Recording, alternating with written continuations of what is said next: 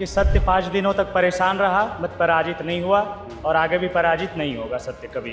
उसके साथ कोई नहीं होता है, उसके साथ भगवान होता है और हमारे साथ वही भगवान रूपी माननीय न्यायालय हमारे साथ खड़ा था। अगर कुछ एक लोग इसमें गलत तरीके से आए हैं तो उन लोगों का बाहर किया जाना जरूरी है, ये हम लोग भी चाहते हैं। नमस्कार, इस वक्त मैं प्रोजेक्ट भवन के बाहर मौजूद हूं और आप ये नज़ारा देखिए। कल जहां भीड़ थी आज थोड़ी भीड़ कम हो गई है। कारण है इसका कारण ये है कि हाईकोर्ट ने आज बड़ा फैसला सुनाया है। जेएसएससी सीजीएल जिसे सरकार ने रद्द कर दिया था, उस पर हाईकोर्ट ने स्टे लगा दिया है। अब जितने भी सिलेक्टेड कर्मचारी हैं वापस से नौकरी पर जाएंगे। इसके अलावा सीडीपीओ पर भी सरकार के रद्द वाले फैसलों को हाईकोर्ट ने स्टे लगाया है। 11 to 13 जेपीएससी और एफएसओ पर भी सरकार के रद्द वाले फैसले पर हाईकोर्ट ने स्टे लगा दिया है। जितने भी सिलेक्टेड कर्मचारी थे इन सारी परीक्षाओं को पास कर जो नौकरी कर रहे थे, अब वो वापस से नौकरी कर पाएंगे। अब हाईकोर्ट के फैसले के बाद हम पहुंचे हैं झारखंड मंत्रालय के बाहर। ये रुपेश हैं, ये भी इसमें सिलेक्टेड कैंडिडेट थे, यहीं पे काम कर रहे थे। 3-4 दिन का संघर्ष, फिर आज सफलता मिल गई। खुश हैं आप लोग? पूरा खुश है और यही कह सकते हैं कि सत्य 5 दिनों तक परेशान रहा बट पराजित नहीं हुआ और आगे भी पराजित नहीं होगा सत्य कभी। तो हाईकोर्ट, जैसे कल ही से आप लोग के बीच में चर्चा थी कि हाईकोर्ट हम लोग जाएंगे, हाईकोर्ट जाएंगे।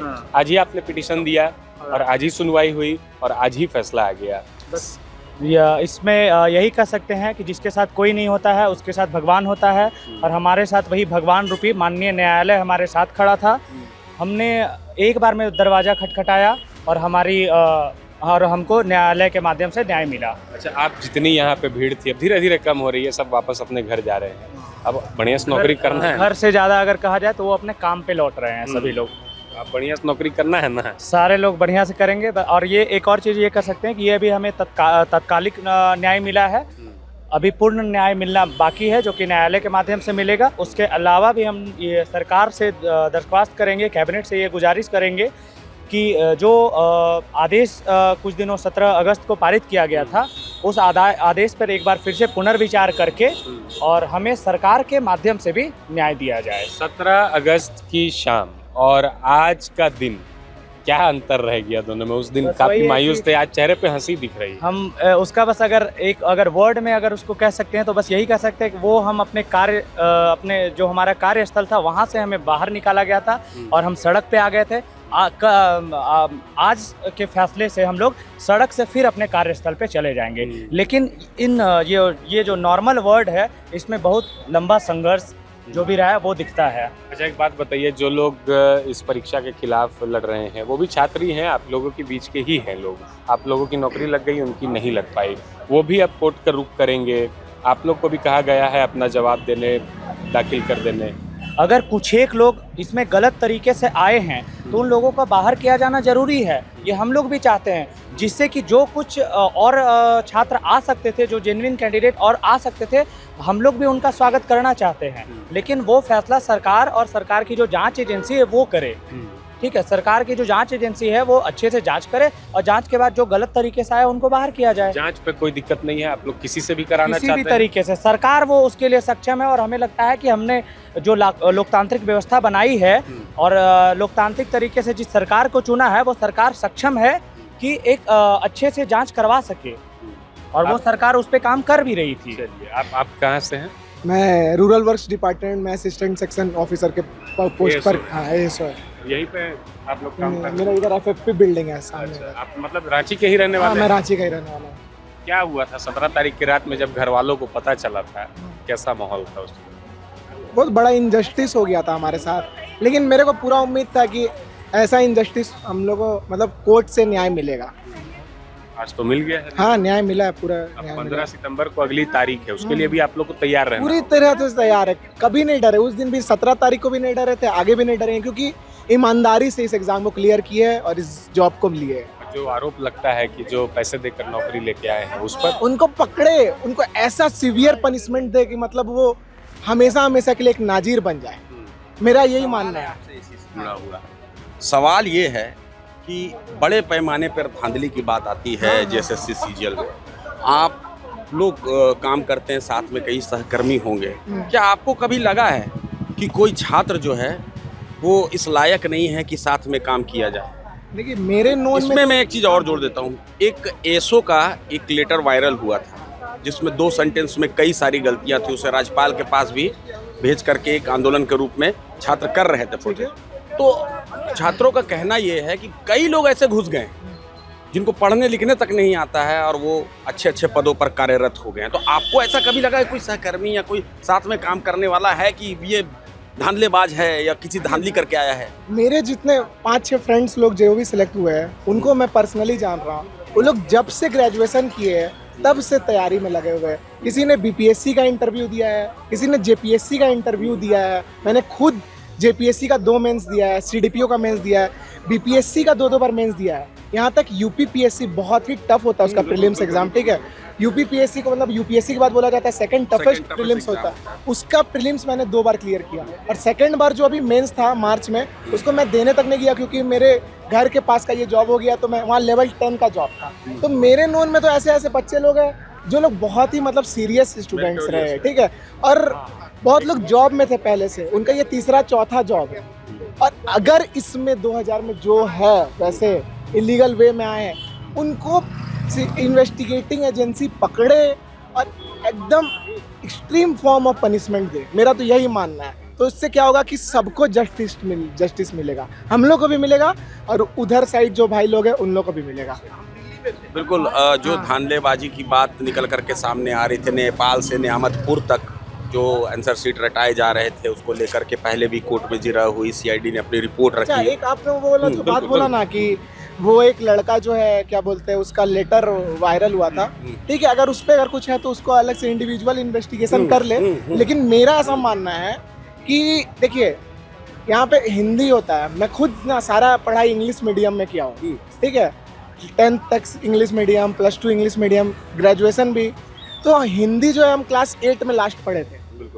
लेकिन गवर्नमेंट में जो फाइल में जो नोटिंग करना रहता है वो हिंदी में करना रहता है। मेरे को भी थोड़ा प्रॉब्लम हुआ, लेकिन शायद उसके साथ वैसा वो पहला ही दिन था उसका ज्वाइनिंग का, वो लेटर लिखा से हैं आप और आपको जॉब अगर ऐसी मिली है कि जिसमें हिंदी फाइलिंग का काम हो तो आपको वो टेस्ट भी देना पड़ता होगा। आपने जो एसओ का जो एसओ है ना, हाँ एसओ है ना, तो आप वो टेस्ट में वो रहा होगा, वो पेपर भी रहा। मेंस का पेपर नहीं था मेरा। तो ये भी मांग है जेएसएससी से कि आगे से जब भी असिस्टेंट ये पद निकले ना इसमें मेंस हो, ठीक है। प्रीलिम्स के साथ मेंस हो और इसमें हिंदी रिटन एग्जाम हो क्योंकि बहुत हिंदी का यूज होता है।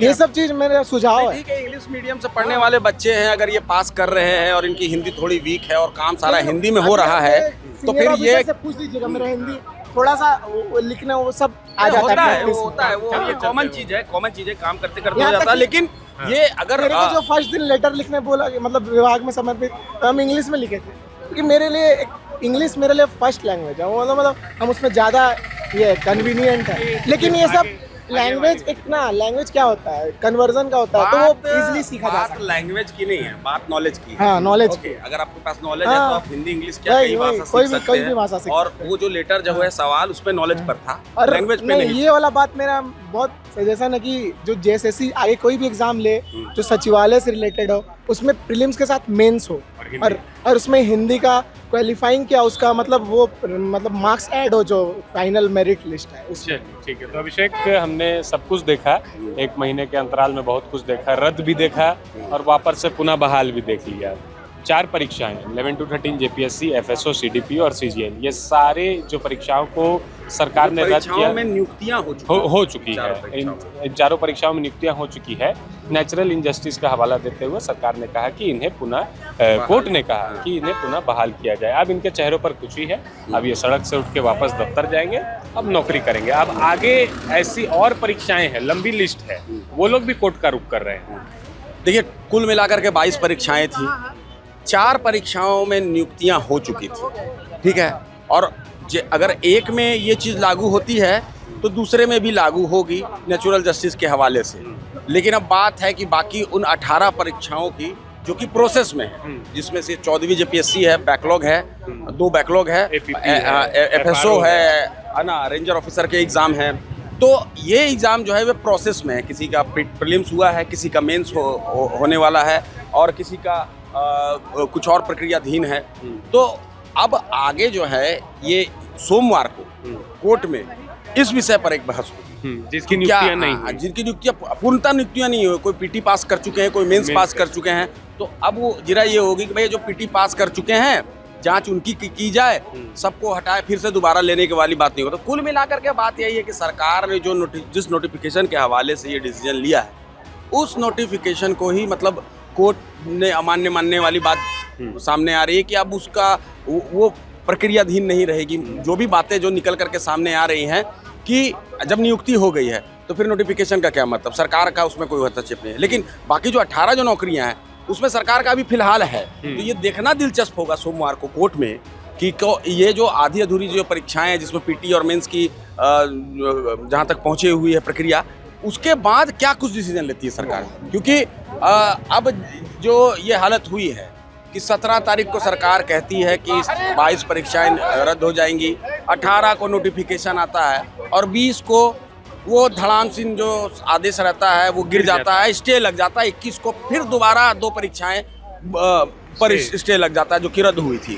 तो अब सरकार के लिए बहुत बड़ा चैलेंज है, क्योंकि एक तरफ वो छात्र भी है जिन्होंने 26 दिनों तक आंदोलन किया और हालांकि उन्होंने यही मांग की थी कि पहले रद्द करो फिर जांच करो, और अब जब रद्द कर दिया सरकार ने तो स्थिति ये है कि कोर्ट के सामने नेचुरल जस्टिस का हवाला देकर के उनकी नौकरियां पुनः बहाल की जा रही है। अब देखना दिलचस्प होगा कि कोर्ट में सोमवार को क्या रुख होता है और 15 सितंबर को सरकार किस किस तरह के साक्ष्य प्रस्तुत करती है, ताकि जो मेरिटोरियस स्टूडेंट है वो भी बरकरार रहे और जो धांधली करके आए हैं उन पर कार्रवाई हो और उनकी जगह पर जो अन्य जो छात्र हैं जो कि मेरिट के आधार पर आना चाहते हैं वो आ गए हैं। तो देखिए, कुल मिला के बात यही है, सरकार ने जो 22 परीक्षाएं रद्द की थी उनमें से 4 पर हाईकोर्ट ने स्टे लगा दिया है। इन चारों परीक्षाओं की नियुक्ति प्रक्रिया पूरी हो चुकी थी, लोग वहां काम कर रहे थे। सरकार के फैसले के बाद, 17 तारीख के फैसले के बाद ये दफ्तर से निकलकर सड़क पर आ गए थे और अब हाईकोर्ट के फैसले के बाद वापस ये सड़क से दफ्तर जाएंगे, अपने काम करेंगे। अब देखना है कि जिन परीक्षाओं पर नियुक्तियां नहीं हुई है, जो आधी अधूरी परीक्षाएं हैं, किसी का पीटी या मेंस लिया हुआ है, उस पर हाईकोर्ट का क्या रुख होता है। कैमरे के पीछे मेरे साथी हेमंत मेरे साथ थे, अभिषेक आनंद थे, मैं अरविंद सिंह। फिलहाल के लिए इतना ही, शुक्रिया। प्रभात खबर